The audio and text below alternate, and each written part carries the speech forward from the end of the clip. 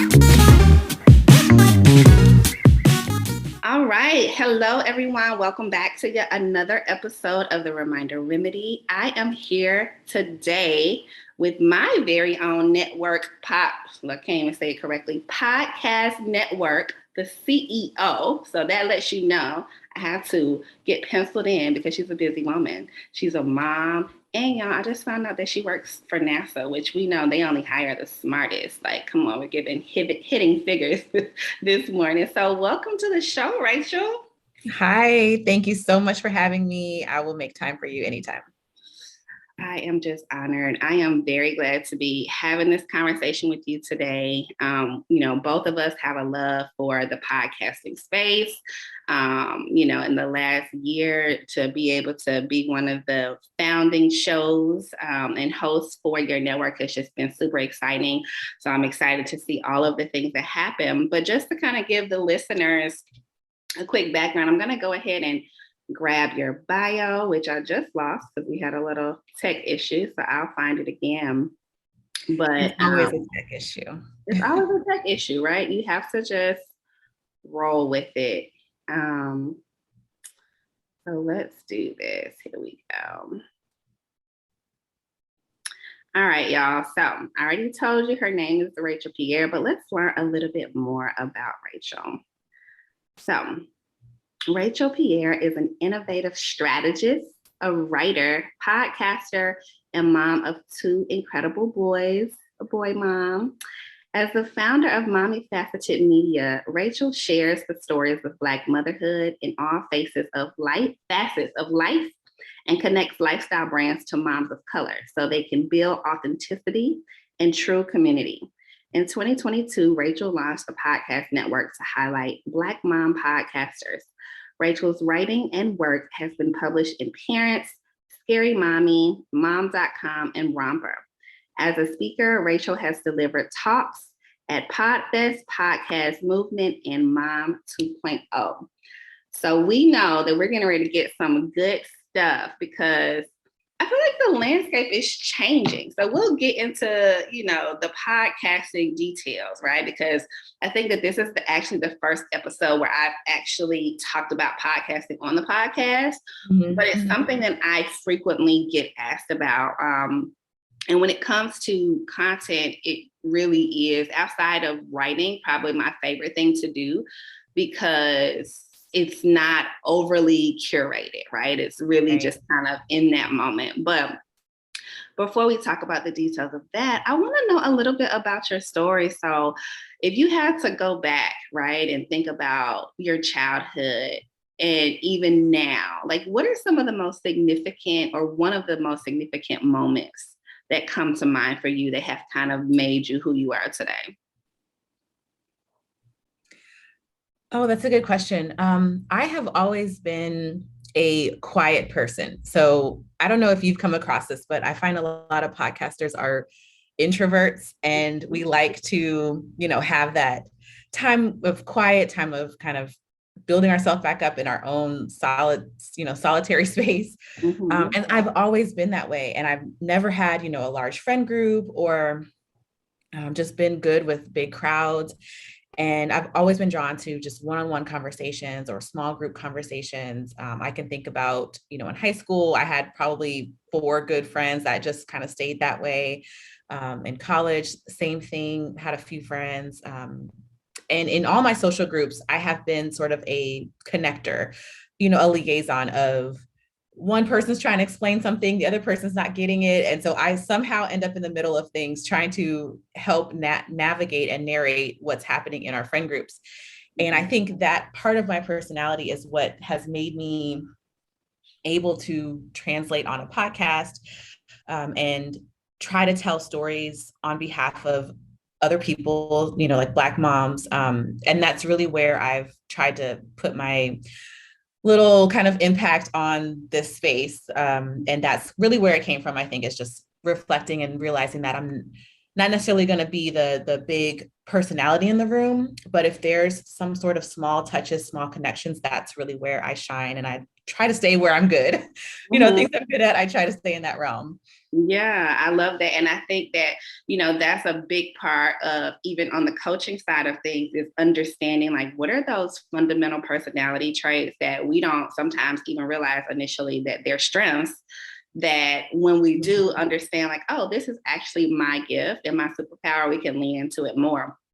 So when you think about kind of being that connector, creating stories, a lot of what is involved is kind of that research part of it. And I don't always like to call it necessarily research because for many of us, just consuming content and learning new things or having that level of learning is what we enjoy doing. But because we have like this plethora of knowledge, it ends up being a way for us to be like, hey, you need to read this book, you need to listen to this podcast. So what is kind of like your research or content consumption habits? Like, how do you kind of dig into what's out there? Yeah, I do. I try to stay on top of a lot. And so that does require some boundaries to make sure I'm not consuming too much or too much of the wrong thing. Like you mentioned, I have a full-time job and I have 2 kids. So I try to keep a good balance of staying in touch with things that are happening either via social media or news or other podcasts and, kind of still living my life. So I do try to stay subscribed. I use my email as sort of my main way of connecting because I know the things that I'm subscribed to are reputable sources. They're providing good, positive information. Sometimes when I get on social, it's just too much of reality and negative things that, I need to I try to keep a limit on. And the other thing that I like to do is I like to read things that are outside of the motherhood space. So I'm focused on Black motherhood, but I get a lot of my inspiration from learning about business or learning about mental health or learning about scriptural and spiritual things. And I translate that to motherhood. One of my latest podcast episodes, my friend and I are co-hosts, and we talked about the Gerard Carmichael comedy special on HBO Max, and we related that to motherhood. And that's kind of where I like to see my inspiration, my research kind of come from. Sometimes it's just other industries, things that have nothing to do with my beat or my space, and look at how that connects. And I think that gives me a fresh perspective, and I'm not always saying the same thing as everyone else or reporting out the same thing that's just trending. I try to have my own personal spin. And then once I have a topic, then I can go and research from there. Mm-hmm. That's so good because that is something that I have considered when it comes to how I deliver content on my show, right? Because I'm in this really interesting space where I'm trying to figure out, do I want to switch up the style of the Reminder Remedy, or do I just want to start a whole new show? Because I do think that kind of having this integration with culture is important, right? So it's like you can have a topic, and typically the show has kind of been like, okay, I want to talk about mental health. Let's kind of do some research notes on the subject matter and boom, boom, boom. But when you are trying to not just stand out, but make it where it can stick, I do find that. So I remember maybe last year, I can't remember when it was, but it had to be early this year. Yeah. I was listening to the Therapy for Black Girls podcast, and, they always talk about insecure episodes. Have you listened to them before? Yeah. When they kind of therapize the cast members. Yes. So when that was like, I was kind of late to their show, but I'm a huge Insecure fan. And so the first episode that I really listened to was them, bringing in multiple therapists to essentially, dissect the episode, but then talk about like what's really happening here from like a mental health perspective. Yeah. So don't be shocked if y'all see me trying to integrate that kind of stuff, because I think that's super cool. And we have to definitely check out that show to kind of see how y'all brought in the comedy special, because I think it just becomes like super relatable. So let's talk a little bit about motherhood.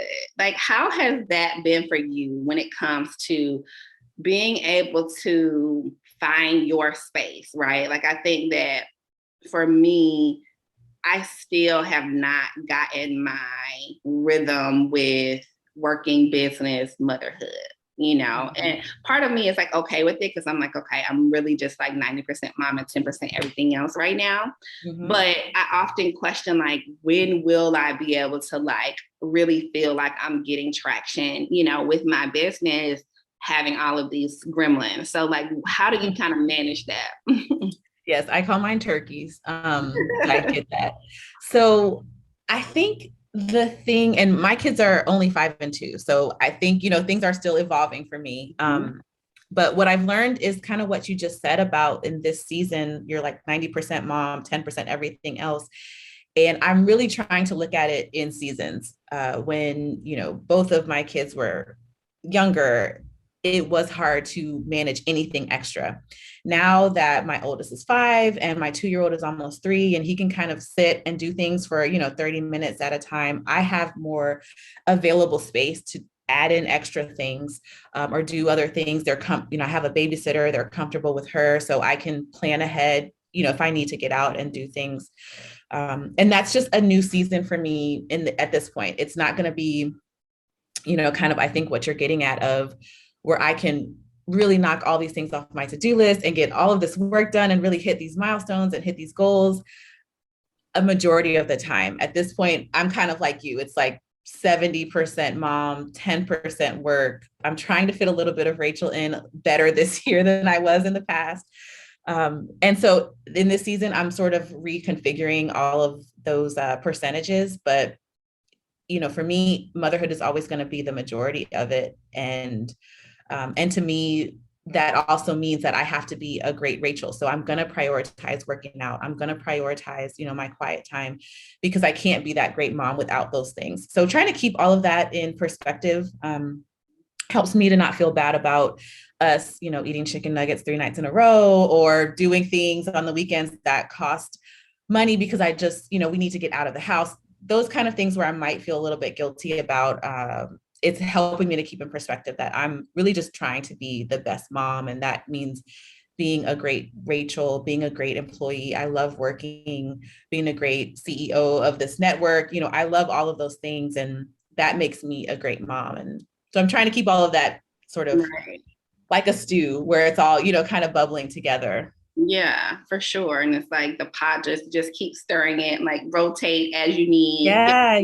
Over here. I love that. So as a mom, especially having younger kiddos, what made you want to kind of lean into this space? And the reason why I ask is, I do get a lot of questions about, my choice when it comes to parenting, or my opinion, but I have always shied away from becoming too much of a parenting or motherhood expert, or even giving advice, because I, having 4, have found all children to be so uniquely different, and everyone's pregnancy and labor and delivery is so personal and intimate, and they're all different, that I always like feel like everything I say is like, well, take it with a grain of salt, but like, don't listen to me because it could be completely different. So like, talk to me about your decision to really lean into like this Black motherhood niche. Yeah, I think it was one of those things where I just couldn't stop talking about it. I couldn't stop reading about it. I've previously, in previous lives, have had a cooking blog. I've tried, I'm big into like floral arrangements. So I tried to do like some writing, not writing, but I guess blogging also on like flowers and, arrangements. And it fizzled, like all of those topics for me fizzled out after, 6 months, 8 months. It got boring, or it was too difficult, in my opinion, to write a recipe. And, I'm just cooking random like I do. It was hard for me to, like, kind of like what you're saying, is give advice knowing that someone's going to take this recipe and actually go home and feed it to their family or try to make it. It's not going to come out right.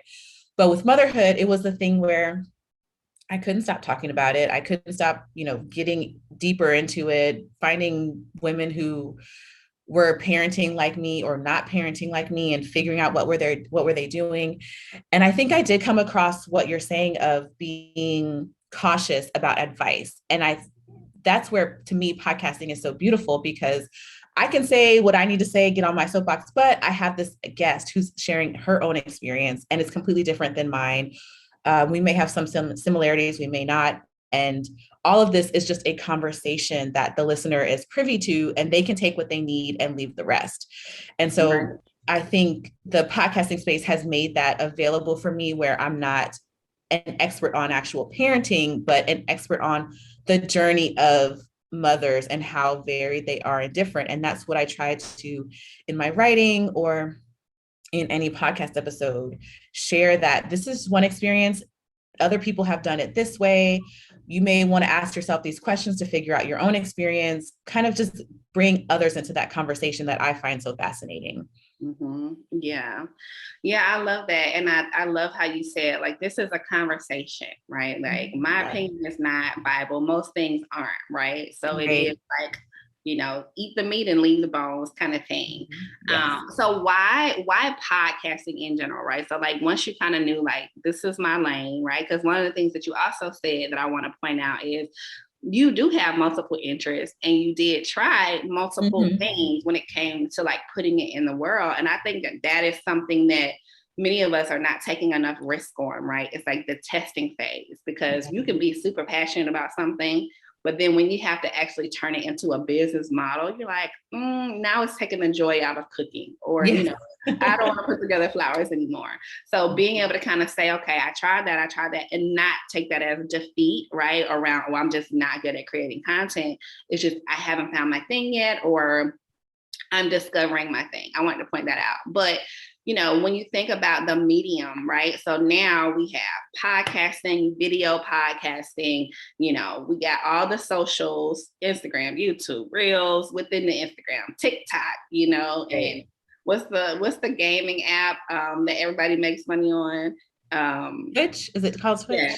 Yes. Twitch. We got everything. Look, every time I hear about a success story on the platform, I'm like, Parker, my son, what are you going to do? You doing all this game? But so why did you decide to kind of get behind the mic?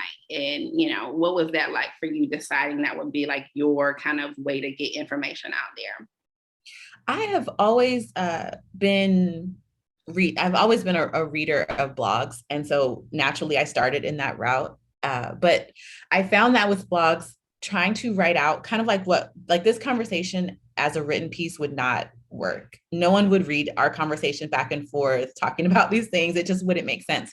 So to me, podcasting was the next best alternative. And I realized I had been collecting and listening to probably 10 podcasts a week, because at the time my commute was about an hour both ways. And so it kind of just clicked for me that it might work. And I was thinking about the conversations that I wanted to have, and it just made more sense. When I started I started my podcast 3 years ago, almost 3.5 years ago.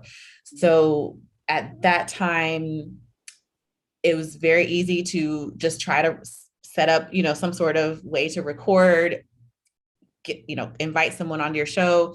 And to your point about me switching my interest, I am not one to be afraid of pivoting at any point in time. Like, you could see my website 1 week, and then 2 weeks later, I've, rearranged the mission, or I've changed the wording to try to fit what I'm realizing is a better fit for me. And I'm not afraid to pivot and change things as necessary. Once I've tested and tried things out and really given my all to make things work, I'm not afraid to make little tweaks and change things. And so to me, I figured, why not try a podcast? It couldn't hurt. At the time I didn't have any sort of audience, so I wasn't really losing anything. And it makes the most sense, because with podcasting, you can build a loyal audience who is attuned to what you're saying. They listen for you. They look for you. They're excited every week to, hear what guests you have. You can put in stories, you can bring funny people on, you can bring up serious topics, you can add music. There's so many things that you can do to make a podcast interesting. And so really, I feel like I'm just getting into a new phase of podcasting, but it's still the same medium. It's only grown. And to me, it makes the most sense because in the mom world, I can listen to a podcast and do 3 other things at the same time. So it just, to me, made the most sense. It fit for what I was trying to do. And it was an easy way to get into a market that wasn't super saturated. Yeah. Yeah, I like the point about moms can easily listen to it, right? Because to me, I got into the space because I felt like initially, now I record my podcast on video, but initially it was, I could never do like Instagram content or YouTube content consistently because I'm always looking a hot mess, right? It's like, oh, Right. I'm, breastfeeding or I'm, changing a diaper. So if I do have a 2-3 hour window, now I gotta go and take an hour to get cute, right? And so Right. I actually was like, just doing it so that I could have something that, because when I first started, I was recording on my phone. Like I had like an audio app that I would just literally, like my very first episode, and just like rip the Band-Aid off. I was at a conference in Florida, went to my hotel room and like recorded one of my best episodes ever. Like probably still one of people's favorites, but it was like from my phone. And when I did it, it was like, wow, I was inspired by whatever happened today. I started writing down some quick notes. I went in, like found some quotes that supported it. And on day 2, I recorded it, right? Like I didn't edit it. I just like uploaded it at the time. It got in the world and it got so much great feedback, right? Because I was able to just easily get it out there. And I think that over time, I've been able to, do a little bit more editing, cut out some of the hums and hums. And I have a lot of people who are always like kids in the background, like, can you cut that part out? So I've gotten like a little bit better with editing, but to me, it was just a great opportunity for me to take what was in my head and just get it out, right? Because even like when I'm writing, I tend to just do audio first, transcribe, and then organize. Okay. Yeah. So it kind of was like this easy lift, for my lifestyle. And then to your point, people that are consuming it who have similar lives, do have more flexibility because they don't have to sit still and watch a video or read a book kind of thing. Right. So I'm curious, what shows are like your go-to shows? Wow. So I hate recommending because I think I listen to strange things. So I do listen to this. Well, I'll start with, I listen to a lot of financial podcasts. I listen to Brown Ambition and Her Money. So that's like my finance hat. And then I listen to, what is the name? It's the Alistair Begg podcast. I can't think of the name of it, but he's a preacher. He's like Irish or something, but I got down his rabbit hole because I like the way he preaches. Okay. And then I listened to. What did you say his name was? Alistair Begg. Alistair Begg. Okay. I'm going to look this up because listen to the She Did That podcast. Okay. I like her. And then the last one I like to say too is Getting Grown, because that's like my entertainment, kind of fun. What is that one about? That one is, so it's 2 women and they kind of have theirs in segments. So they do a little bit of trash, whatever's happening in the world media-wise. Yeah. And then they have a topic, but it's mostly about adulting and how difficult it is to be an adult and, the kind of trials and difficulties that we all come across and kind of how they handle it. But they're real casual. So. Yeah. Okay. So I have a very weird fetish that I often don't even tell people who don't know me because I don't want to be judged. Yeah. I'm going to say this on a podcast, but I really don't want y'all to judge me. So I have a fetish with, and I don't want to call it a fetish because now it just sounds inappropriate. I listen to a lot of middle to older age white male podcasts. And it's so interesting because, if you know me, you know that I'm like super like blackity black, like all things Black girl magic, right? But what's so interesting about kind of stepping into this world, right? Because again, it's like podcasting is like a portal into other people's brains and conversations.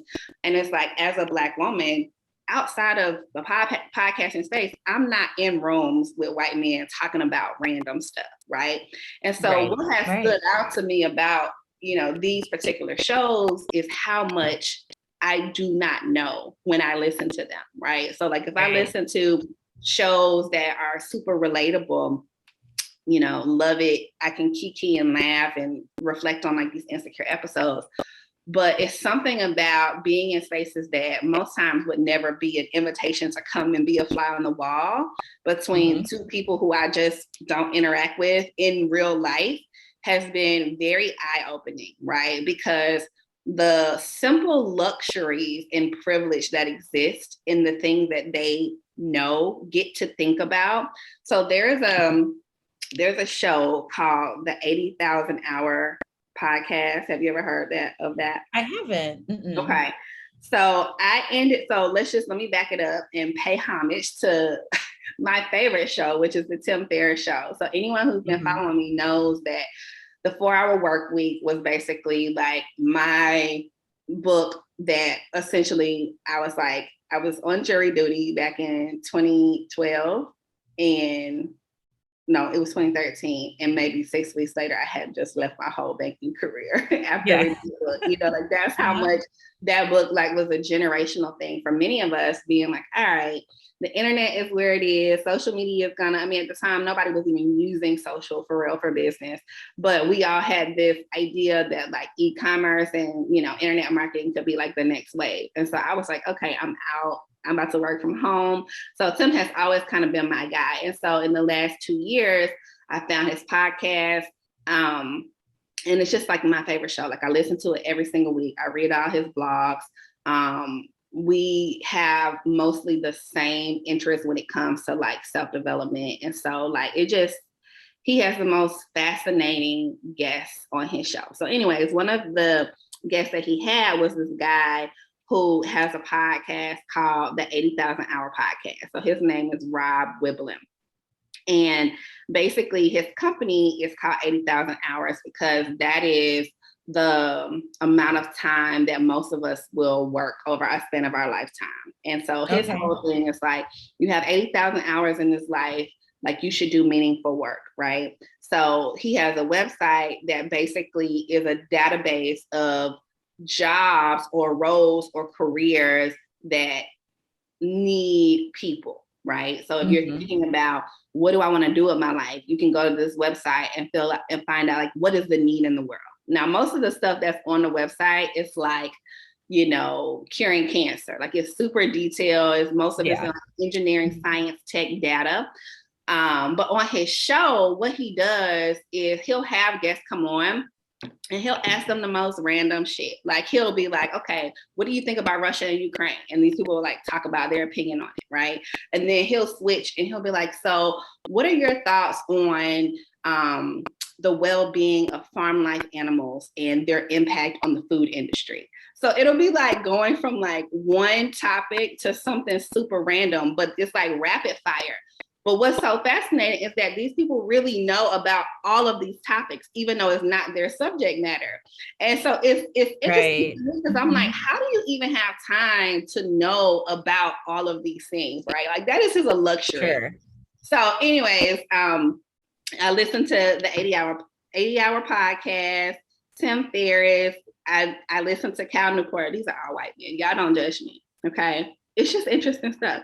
And then I think yes, I think you are right about that. And then like my husband is like super cryptocurrency world, like all things DeFi. So I listen to a lot of shows with him that like obviously Earn Your Leisure. Like we listen to Gentlemen of Crypto a lot. And so then my other like favorite thing now is fiction podcast. So I listen to like this network called Realm, which is all things like sci-fi, aliens, pandemics. So I just have like this weird, like it's almost like for me, it's truly a portal from like my life, right? So like while most people listen to shows that like kind of reflect their real life, mine is like I go into this other weird like universe that I don't exist in. And I'm like, damn, this is good, Yeah. So anyways, y'all don't have to spill the tea, okay? But that's kind of my thing. So let's talk about people who are listening, they fell into the space of listening to shows. And every time they listen, they have this itch around like, I should host my own show, right? Mm-hmm. Now, I have over the years encouraged many people, do it. It's easy to get it started, right? But I do feel like in the last year, or really since the pandemic, we've seen an uptick in shows, which of course did come an uptick in like people's opinion about podcasting. So I don't know if you've ever seen the meme on Instagram around people saying that they have dropped off, Amazon has dropped off podcast mics in the hood, like they dropped off crack in the 80s. Because, you know, we see all of these shows popping up. And to your point, everyone is expressing their opinions, which sometimes have no validity in terms of actual fact, right? Right. And so, you know, now it's kind of like, oh, I want to start a show, but like everybody has a show. So like, what is your opinion on like the state of podcasting? Like, is it too late? Is it saturated? Is it, you know, a high barrier to entry? Okay, this is so interesting. I love that you're bringing this up, because I do wholeheartedly agree that people are starting things and they have no understanding of how difficult it really is, or no intention of staying in something for the long haul. Even growing this network, it's been difficult because a lot of shows that I'll find a great host, and I look and they have not updated their podcast in a year and a half, and they just completely dropped off. There's no like goodbye episode, no wrap up, no call nothing. Me out on my own show, Rachel. Don't. No, I'm not talking about you.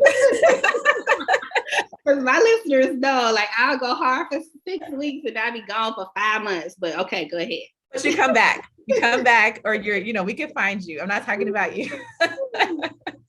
But it is true because, and I think maybe, I've done this too, where life starts lifing and it's hard to find the time. Podcasting is simple. It's not easy. It is simple. So yes, you can pick up an app, record your show, get an editor, if you can afford that, and publish your show. But then there's the marketing side of it. You've got to continuously come up with topics. You have to continuously invite guests on, schedule the guests, research the guests, ask them the questions. It's a lot of behind the scenes that people, I think, don't realize when they're getting started. And so then the excitement, falls off. So I think if anyone has something to say, definitely podcasting is a great way to do it, because you've got this platform that you can get on your soapbox, invite like-minded or completely opposite-minded guests from you, have these conversations. I think if you're starting, you definitely want to look into what is your goal. If your goal is to jump on a podcast, join a network, make a bunch of money, have all these sponsors, that takes podcasting grows so slowly. Downloads grow slowly, unless you already have a name and you have an audience, which that is a whole nother subject for me. These celebrities who are starting podcasts. Right. Well, let's talk about that, because that's something. And yeah, excuse me, guys, for if you hear my husband making cereal in the background. Okay, this is all one podcast. Life. Yeah. But I think that that's important, because, like many things, we compare ourselves to influencers and celebrities, and it's like, okay, well, now do I have an audience, or such and such as a mom, she's talking about this. So like, how do you feel like that's impacted the landscape?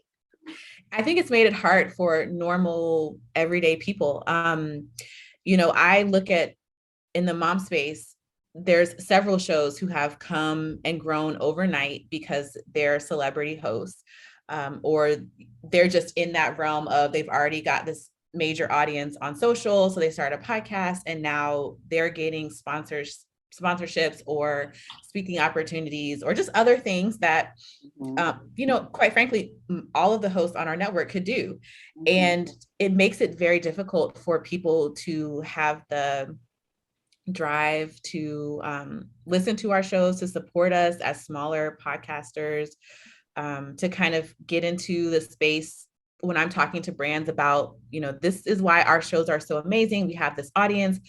And when we get into, the download numbers, they're expecting such and such show numbers, and we have different, we have different demographics. Our shows are completely different. And I think that's what's been hard about educating people, is the difference in the shows. And so it's made it difficult. I don't believe that podcasting is oversaturated at this point, mainly because all of us have, as listeners, we have plenty of time in our weeks to listen to more than one show, right? You just named 10 shows that you like to listen to. I named 10 different shows that I like to listen to. There's room for more shows. The problem gets when people get tired of the slow growth, or, they get discouraged by being heard no from a guest that they really wanted on their show.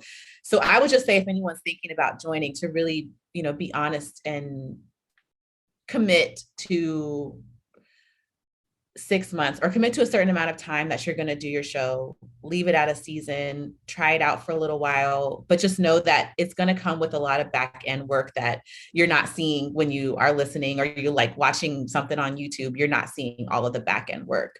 And most shows are not going to grow overnight to, like the ones you named, that you're not going to grow into Tim Ferriss overnight, or Earn Your Leisure, if you're not already got an audience and a base.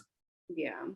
And I think that, when we think about the pressures of the space, and this is just in general with content, I deal with it, everyone else deals with it, is this desire to kind of have this perfect look and feel initially, right? And so even now, a lot of shows are recording in person. They got the really cute mics, and I'm like, well, maybe I need to like step it up, because I've never done an in-person interview, and I was like, let me go see what Tim Ferriss is doing, right? Because again, he's like always been in the top 3 period, like in the last 10 years. So I went on his YouTube, and he's still doing Zoom interviews, right? He used to do some in person, but to me, it was just, a sign, like, you don't have to, and he's literally interviewing like some of the top people in the world. You don't have to have this perfect setup, right? It's more about like, what is the intention behind it all? And when I started my show, it was never supposed to be the top of the funnel or marketing for a business. It was supposed to be my one way of getting my thoughts out of my head, because everything else that I touched in my life was tied to business, or generating revenue. And so I was like, I feel like I need a space where it can just be like a passion project, right? And so I think that for me, it's not just serve my audience, but it served myself. Because again, when you consume a lot of content, and for those of us who are connectors, or kind of these research hubs, right, it can sometimes feel like you're going to explode when you know so much stuff and you have no one to tell it to, right? So like, if I'm parenting and I'm reading all of this stuff, and I'm like, man, I wish I would have known this when I first started. I'm very inspired to go and put it out in the world. And guess what? I have people who will come back to my show when they get pregnant. I'm like, I remember you did an episode where you interviewed your doula, or you interviewed your hypnobabies coach. I didn't listen to it at the time because it wasn't relevant. 6 years later, I just listened to the Hypnobabies episode. I just had my baby unmedicated because of your episode, right? And so I think that they age really well when like your intention is aligned with like what you want in the world. Like, what is the information you're trying to put out there? And I feel like more recently, when I've tried to get more structured, I find myself like more nervous when I'm interviewing, because I'm like trying to get a certain something instead of just like letting it flow. Or like, I remember I had this person who I interviewed, and I was so hyped, and it was just not a strong interview, and so I'm like, okay, so it's kind of like, just kind of knowing like what that true goal is. Now, I want to hear your thoughts on monetization, because there are several ways, right? Like, some, of course, is like true like sponsorships, but then there's other things that can kind of, in my situation, I find it leads to other business when people hear me either on a show or on my show. So what are some of the ways that people can actually monetize their show? Yes, there are so many ways. It's not, I think sponsorships to me is probably the hardest way to monetize your show, because brands want the Instagram reel, they want, instant clicks and followers, and that just doesn't happen in the podcasting world. Because like if someone's watching this right now and we put a link in the bio or in the show notes, they'll have to remember at the end of the show to go to the show notes, click on the link, go do the thing, and not get distracted between the 400 other things that they're trying to do on their phone. So I think that's one of the ways, yes, is to have someone pay for an ad, like a mid-roll ad would be in the middle of your show, or pre-roll is before the show starts. You'll say a 30 or 60-second ad. That is what a typical brand sponsorship would look like. But as you mentioned, your voice on a platform like this is a marketing tool that can draw business for you. So if you're using the show, there's several ways that you can use your voice to monetize. So you could present your own programs as your sponsor, or just talk about your programs on your show if you've grown an audience that is your perfect client. So you can use that as just marketing for your other program. You could also use it, which I've been finding people are doing this more, is by inviting guests who would actually be your client. So maybe the listeners to your show are not your client, but the guest that you want to invite is who you want to work with. So you would invite them on your show, build a reputation or build a relationship, and then hopefully, that person who was on your show becomes your client or someone who can connect you to your, further business. You mentioned guesting on other shows.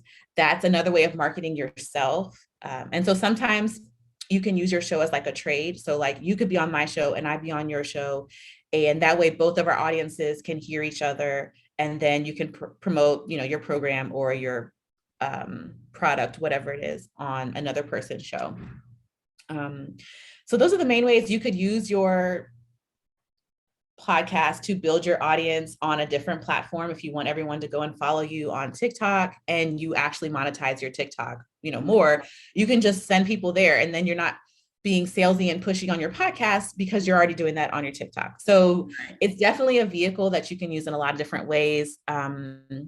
If you are a speaker and you just want to have your thought leadership kind of established, build your thought leadership on your podcast and then promote yourself as a speaker on this specific subject. And then they say, well, what do you know about this? You can present your link. You've got 50 episodes of you talking about this thing. You're an expert at that point.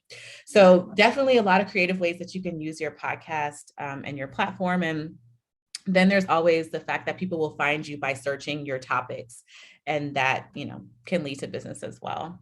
Mm-hmm. Yeah. And I find that for me personally, I will go, so it works both ways. I'll go to someone's podcast if I'm trying to decide if I want to invest in their services, right? Yeah. So like, there's a wellness girl that I've been following, and she has like a nutrition program. And so I have my own views around nutrition and exercise. So before I'm investing, I've seen your Instagram content, but I want to kind of understand like your coaching style, because that's a big piece for me. It's like, I need to understand if someone is overly opinionated or if they what's their real personality like? Because I have to know that people are willing to learn from others and say like, I don't know it all, or I can't deal with know-it-alls. So I'll just say that, right? And so I go to people's show to see like how nimble they are in their approach towards life, and things that can be just like, with diet, some people say you got to do this, this, and this. So what I'm looking for is someone that's saying, hey, it's going to depend on these things. It's not going to look the same. And so I can find that out, in shows, or, a lot of interviews that I listen to make me then want to go and learn more about the person. Like, so I think that that's how I ended up reading, what's the book? Oh, the Essentialism, which is like a big pillar in my business now, in my coaching practice. But I always knew about the book. It's Essentialism. I actually owned it, but then the author was interviewed on Tim Ferriss, I mean, and his interview brought me to tears that, I mean, it's just like a movie on Netflix. Like if I look at a movie on Netflix, now I'm going to go research every character. Right. Like I want to know you. I want to see a picture of your daughter that was in the story you just told. And now I'm going to go buy all your books because I rock with you, you know? And so I think that it's one of those things where, you know, people do get to get those really candid stories that they can't even get in your literature. Or it's a place where if you're an author or a writer and you dig deeper into something, you can kind of have like these high level snippets in your shows. And if somebody's into it, then they can go buy the book, right? So yeah, it's just to me, it's endless possibilities on like what it can do for, you know, building your brand, I guess. That personality piece, I think, is a big deal because I've kind of what you mentioned earlier about one of your episodes kind of fizzled. Same thing. Like I've had a couple of guests on my show previously when I had interviews where I was super excited. They were, you know, C-suite level so-and-so. They had this amazing career. Their personalities were non-existent. Like they were not interested in telling me anything. They didn't want to share anything. They were just the words. I'm like, why did you accept? One word answers? Yes, I'm literally pulling to try to get anything out, and it's a 30-minute episode because they had nothing to say. And kind of like what you said, if you're willing to spend money on someone, you want to know what their personality is like. And also, you know, personality too is like my personality doesn't really show the same on Instagram. I'm not very animated or, you know, I don't do like the fun stuff on Instagram because my personality is just not that way. But having a conversation with someone and I can pull out questions and we can have this back and forth dialogue and that kind of thing, that's more where my personality makes more sense. So I think what you're saying about really getting to know someone is the beauty of the podcasting space. And yes, having someone in your ear is big. So if you are trying to promote a business or, you know, build your clientele, build your audience, to me, it makes a lot of sense because you can say so much more than you can on a quick reel or an article write up in Forbes. You know, that's great, but no one can really get to know you, what you're about from that. Yeah. And then even thinking about people who maybe want to get into a career where they're interviewing, right? More journalism style, want to get their own morning show or reality show. This is a good stepping place, right? Absolutely. Because, you know, I have always looked, like I first started my podcast, solo episodes, just kind of disseminate information that was on my heart, right? And in bringing in guests, I realized that I also have a love for listening and powerful questioning, right? Which is something that I got to fine tune as a skill as a coach, right? Because that's the number one skill from a coach is listening and asking the right questions to pull out the right things. And so I have a colleague who she's like, I've never shared any of that before. And that's like my favorite piece of feedback because it lets me know like something about how I position the conversation brought them to a place where they wanted to be vulnerable, right? And so, you know, it's definitely given, if you want to be Oprah, you need to be a podcast. You need a show, exactly. I'm always like, listen, I'm gonna Oprah you on my show. Like, I'm gonna, you know, get in there and try to figure out what's happening because we see, you know, you are Instagram coach on Instagram. Like, we know your platform, but we want to understand you, the person, right? Because I think that that's the piece that when it comes to investing, people want to understand, like, is this girl cool? Is she, you know, pretentious or whatever, right? So, you know, I'm not going to hold you, but I definitely want to get some specifics and details around how you kind of set up, right? So have you ever invested in like training or like if someone is like, today I want to start a podcast, I know out the gate I want to monetize it or I want to send people to this, like kind of what does that look like? Do you think they need to learn from somebody first? You know, get one of these $99 courses? Like what equipment do they need? Like break it down for us. Okay. Yeah. I think first, if you're interested in it, absolutely write down as many topics or themes as you know that you want to get started with. Really build the foundation of your show and try to figure out what it is that you want. Like you said, about how are you going to use this to monetize or what's your kind of end vision for this? we all need to start with our why. That's a Mhm. saying because it's important. And then I think put out a few episodes. It is very simple to go find, whatever host you want to use, record your show. If you're going to edit yourself, you will have to learn how to edit, or you can pay an editor to do that. So put out a few episodes and see what happens. Look at the feedback, figure out if you like it, kind of look at sort of the back end work and all that's required, and decide if that's something that you really want to do. And then, yes, absolutely. I think investing in yourself is always a move. Like at some point, the free information everywhere is just not going to be enough. You're not going to be able to fine tune your craft. You're not going to be able to know the full extent of what's possible if you're just looking at what's in front of you, on a quick Google search. So, and investing can look at a lot of different ways. I think, yes, there are podcast programs, but some of those are more like how to get started. If you're like a tech person and you can figure out how to get started, you might want to actually take a marketing program. Like you might want to invest in a marketing coach, or maybe a copywriter who can help translate your podcast into show notes. Or maybe someone you just need some branding help because, you've got the words, but you may not know how to sort of put them on paper to market yourself. So there may be other ways that you need to invest. And so I would take a look at what, that end goal and figure out your path to get there. But I did invest in a podcasting program. So I do have a podcast coach that I worked with 2 years ago, and I've done other, coaching programs through since then. And that's kind of why I bring in the point about it may not be a podcast investment that you need. It may be other things. And that's really what helped me to become sort of a more well-rounded business structure, is because I'm trying to look at all of these different angles and not just the recording, press play, send it off piece, because it is more than that.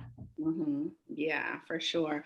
So then when you think about even the strategic play around like the network, like what was that decision, and why did you kind of say, okay, because that's a totally different skill set, but it sounds like you kind of married your worlds.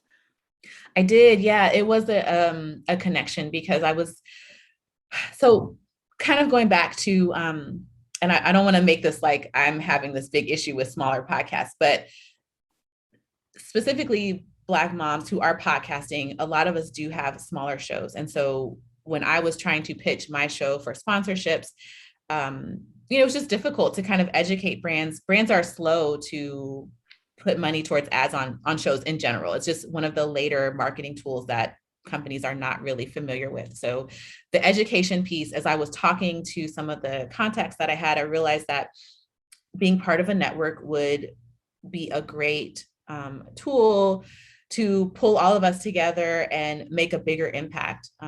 Part of my show starting was to elevate Black mothers in general, because I was looking for moms who looked like me, who were parenting like me, and I was finding them all over the place, very sporadic. And so I wanted a place where I could interview working moms and figure out, like, how are they doing these things? What are they using? How are they planning their days and teaching their children and all these things? And so for me to elevate Black mothers and Black women, the network made sense, because that I was in the podcasting space. That was another way that I could do this. And the relationships I was making with some of the brand contacts, I was hoping, that I could pull others into that relationship. So yes, that is a different skill set. That's really the main reason behind it, is, to kind of help and promote the other shows and continue to highlight shows that are hosted by Black mothers, because it always, for me, ends up leading back to that. The why, right? Mm-hmm. And so do you think that people will have more success on a network, or can they start solo? Like, what are your thoughts on that? Yeah, I think, no, there's definitely not necessarily more success. So the network is, to me, and I have for the network, given that I've seen shows that have kind of fallen off, or people that have decided to do other things, I've decided to only invite those who have been podcasting for over a year. And so we have a couple of little sort of standards that you have to fit to be invited onto the network. And then there's different types. So there are networks where they're all major shows. There's networks where anyone can apply and be a part of the network. And so ours just has a few little limits just to kind of keep it so that when we're pitching, all of the shows are similar in audience, shape, size, those kind of things. But no, I think the network and your show doing well don't necessarily have to be the same. Anyone who has a great voice and is marketing their show can be very successful. Mm-hmm. So are you currently accepting applications? Yes, absolutely. If someone feels like they have a show that fits within the niche of they are a mother, you don't have to necessarily talk about motherhood. Obviously, the Reminder Remedy is not a mom show, but you are a great example of a good fit for the network. Definitely send an email to hi@mommifaceted.com, and I would love to have a conversation. Okay. So are there other ways that people can work with you or get any type of support from you?